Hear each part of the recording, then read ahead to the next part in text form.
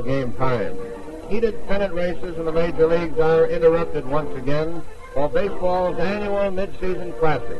It's the 24th meeting between the greatest stars of the American and National League. And this time, the scene of the dream game is Busch Stadium in St. Louis, the home of the Cardinals. It's the ballpark where Van Musial is making history to carry on the legendary lore of such former Cardinal heroes as Joe Medwick and Johnny Mize, the Cooper brothers, the old Gas House gang of Dizzy and Paul Dean, Pepper Martin and Leo DeRocha, Rick Collins, Frankie Frisch, and such earlier Cardinal stars as Rogers Hornsby, Jim Bottomley, and Grover Alexander. This is the 14th All-Star game for Musial, tied for any player in the Interleague Classic, which was inaugurated in 1933. Stan leads in All-Star homers with 5. The other grander figure of All-Star play is Ted Williams of the Boston Red Sox, who is appearing for the 13th time. He has an All-Star average of .361. Ted is kept busy autographing before the game. Official host at this year's All-Star game is August Busch, owner of the St. Cardinals. Commissioner Ford Frick, supreme authority in all interleague competition, is an early arrival. President Will Harridge of the American League is here with Ben Fiery, the league's longtime attorney. Harridge's regime spans the entire history of the All-Star Series. Warren Giles, president of the National League, is bubbling with confidence as well as a lot of determination. His National Leaguers have won 6 of the last 7 All-Star games. Others on the National League side are Mr. and Mrs. Lou Carroll. Carroll heads the National League legal staff. Other prominent baseball officials in the crowd are owner Tom Yoelke and general manager Joe Cronin of the Red Sox. Also, general manager George Weiss, the man responsible for building championship Yankee teams. Casey Stengel of the Yankees, who is piloting the American Leaguers once more, is the center of a swarm of newspaper men. Walt Olson of the Dodgers, who will direct the National Leaguers, is being interviewed by one of the broadcasters, Al Helfer. Alston will be happy to have a fellow named Hank Aaron of the Milwaukee Braves on his side for a change. Aaron won the batting title in 1956 and also was voted the National League Player of the Year by the Sporting News. Among the American Leaguers, the greatest of the new generation of sluggers is Mickey Mantle of the Yankees, winner of the triple batting crown in his league in 1956. As the players take their warm-up practice, there is a wonderful spirit of comradeship among them. Intense rivalry within each league is dissolved until the pennant races are resumed. Here's Nellie Fox, Kepley's second sacker of the White Sox, with shortstop Harvey Keene of Detroit. Al Kaline, the superb hitting star and accomplished right fielder of the Tigers, is ready for action. Ernie Banks of the Chicago Cubs, Frank Robinson of the Cincinnati Redlegs, Hank Aaron of the Milwaukee Braves, and Willie Mays of the New York Giants. These 4 sluggers on the same ball club would guarantee a pennant in any league. They totaled 128 home runs last year. Here's the first baseman with long ball authority, Gil Hodges of Brooklyn. And Cleveland has another in Vic Wertz. 2 of the top-flight pitchers of the National League from the arch-rival Giants and Dodgers talk shop. They're Johnny Antonelli, the star southpaw, and Clem Labine, one of the game's most brilliant relief men. And here are 2 pitchers who have made the Braves a leading pennant contender, Warren Spahn and Lou Burdette. Bobby Shantz of the Yankees and Billy Pierce of the White Sox have a lot in common. These veteran lefties not only are among the smallest pitchers in baseball, but also among the greatest. The starting catchers of the All-Star game, Ed Bailey of Cincinnati and Yogi Berra of the Yankees, get together for a moment before they retire to don their protective gear. With the National League loaded with right-handed power, Stengel decides to start Jim Bunning of Detroit, a slender, side-arming right-hander. The 25-year-old Bunning was in the minors most of the 1956 season, but he began this year in sensational fashion. Alston faces the opposite situation. The American League has 4 left-handed swingers, including Ted Williams, in its lineup. Alston, therefore, names a southpaw as his starter, Kurt Simmons of the Phillies. The veteran lefty hasn't been scored upon in 5 previous innings in All-Star competition. And here are the starting lineups. For the American League, Harvey Keene, Detroit shortstop. Nellie Fox, Chicago White Sox, second base. Al Kaline, Detroit right field. Mickey Mantle, New York Yankees, center field. Ted Williams, Boston Red Sox, left field. Vic Wertz, Cleveland, first base. Yogi Berra, New York Yankees, catcher. George Kell, Baltimore, third base. Jim Bunning, Detroit pitcher. For the National League, Johnny Temple, Cincinnati, second base. Hank Aaron, Milwaukee, right field. Dan Musial, St. Louis Cardinals, first base. Willie Mays, New York Giants, center field. Ed Bailey, Cincinnati, catcher. Frank Robinson, Cincinnati, left field. John Hope, Cincinnati, third base. Roy McMillan, Cincinnati, shortstop. Bert Simmons, Phillies, pitcher. The umpires come to the plate, along with the managers, Stengel and Alston, for a brief discussion of ground rules. 6 umpires are assigned, with extra men posted down the foul lines. The players of the National League team pour out of their dugout onto the field and bring a roar from the crowd of approximately 30,000 that fills flag-bedecked Busch Stadium to its bulging capacity.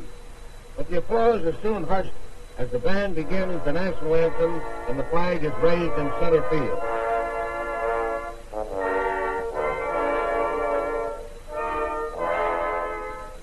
As the final strains of the Star-Spangled Banner come echoing back from the huge scoreboard, there is another outburst from the fans.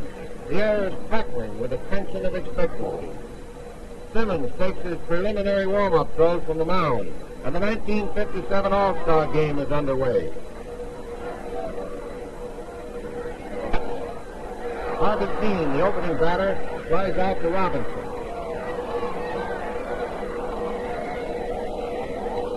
But it's different in the second inning.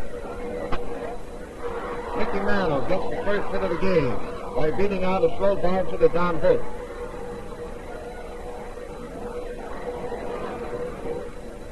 Simmons now has Ted Williams to contend with.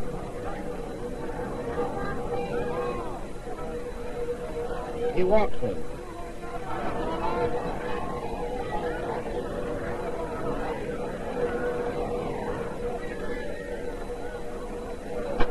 Vic Wertz smashes a single past Roy McMillan into left field, and Mantle scores.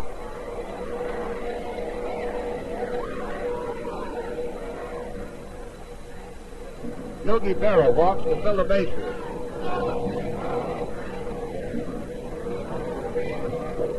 And that's all for Simmons.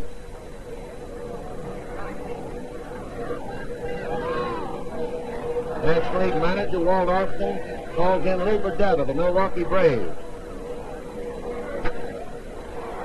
Burdett gets George Kell on a foul to Musial.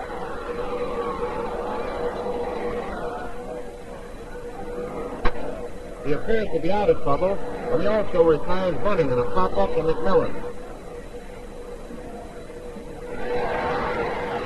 But then Burdett loses control and walks Keene, forcing in Williams. And the American League leads 2-0.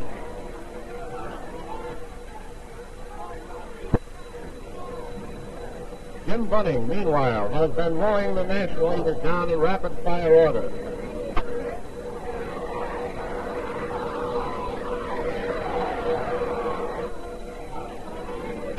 Burdett lines out to Mantle for the last out in the third inning.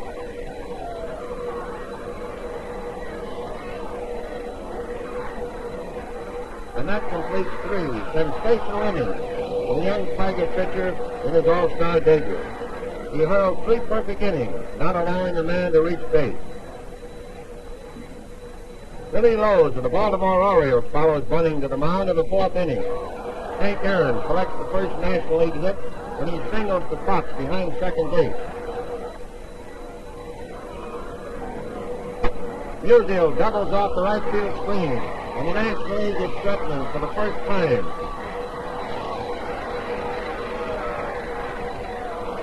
As Willie Mays, the 500 hitter in these All-Star Classics, is the next batter. However, Mays pops the Fox.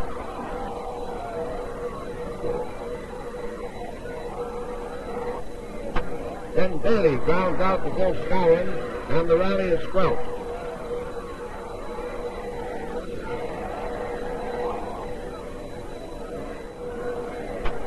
In the fifth inning, the National League team's on the way again when Robinson opens with a single. Ed Matthews bats for Hope and lines the ball to right field. It's a hit, but wait, Cleline scoops up the ball and fires to McDougal at second base. It's a force out of Robinson, who held up thinking the ball would be caught. The hit, therefore, is wiped out, and so is the rally. As Lowe's pitches his way out of another jam by making Ernie Banks fit into a fast double play, now John DeFox to Scholar.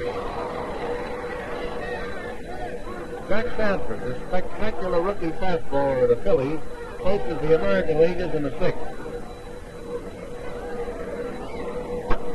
After one out, Collins enters to right.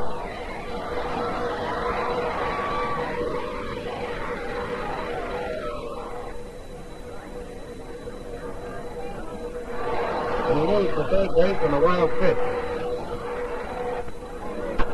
Then Yogi Berra singles to left, and Collins cuts home. It gives the American League a 3-0 lead.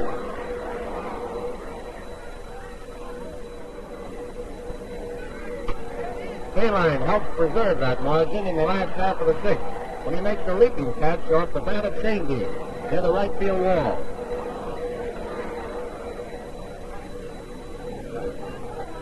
Billy Lowe's thereby also completes 3 scoreless innings. An early win of Cleveland replaces him in the 7th inning.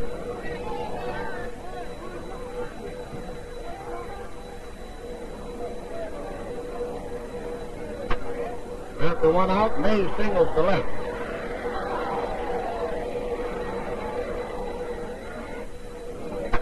Bailey singles to right, and Mays dashes to third. Gus Bell of Cincinnati then bats for his Red Leg teammate Robinson.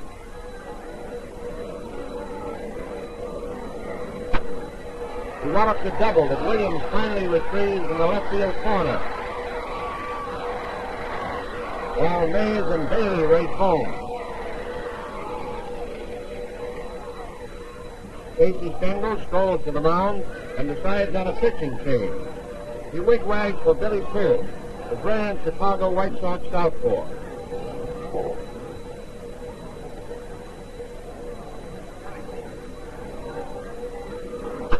Matthews grounds out, Scourin to Pierce, who covers first base.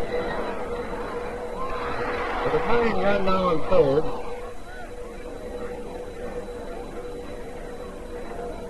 Pierce strikes out Banks. The rally is checked, but the National League has cut the lead to 3-2. In the 8th, after Mantle walks, Williams pulls a towering drive to center. The team's destined for his 5th All-Star homer, but Mays hauls it in near the wall. From the Vine of Brooklyn is on the mound in the 9th for the National League. First opens by beating out a hit to Shandy.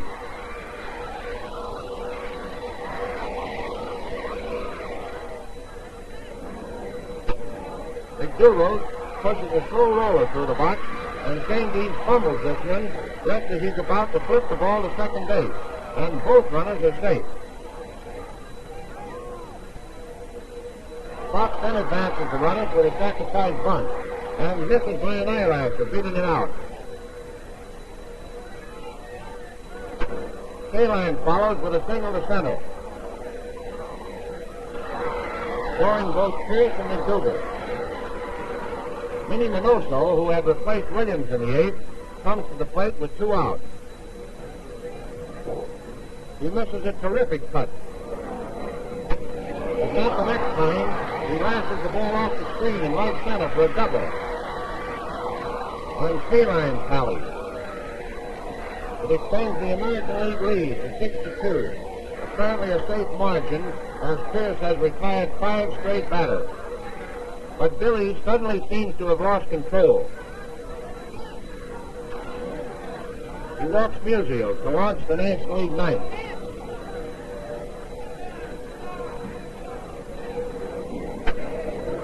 Mays drops a hit down the right field line.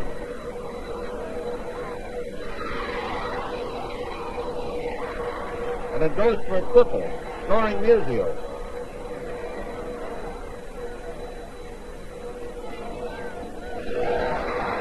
Mays also tallies a moment later when Pierce unleashes a wild pitch. Hank Coyle bats for Bailey and keeps the rally rolling with a single.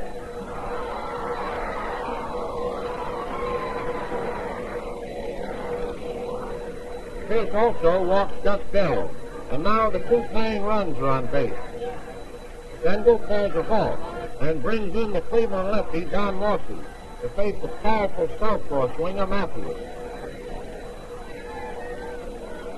Morsey fires the third strike past Matthews for the first out of the inning. There are no soft catches now. Next up is Banks, the slugging shortstop of the club. He smashes a single to left and Coyle scores. But on the hit, Bell tries to dash to third and is put down by Minoso's beautiful throw to Frank Malzone. Banks takes second on the throw. The National League now needs a hit to get that tying run home. Alston calls on his Dodger home run threat, Gil Hodges, for this final bid. Stengel counters with another pitching change. This time his own right-handed Yankee relief star, Bob Grimm. Hodges digs in at the plate. The next solidly, there goes Minoso streaking after the ball, and he hauls it down to win the game and give the American League a 6-5 victory. They're 14th against 10 for the National League. It was Minoso who was the eventual hero, driving across what proved to be the winning run and then saving the game with a magnificent throw, as well as a final brilliant catch. But others shared in the glory, such as pitchers Jim Bunning and Billy Lowe. In fact, the players in both lineups were all-stars. For this is the game in which the greatest in baseball blend into one team effort. For that, in essence, is what makes baseball the national pastime. See a ball game often. Follow your local team. It's fun for the entire family.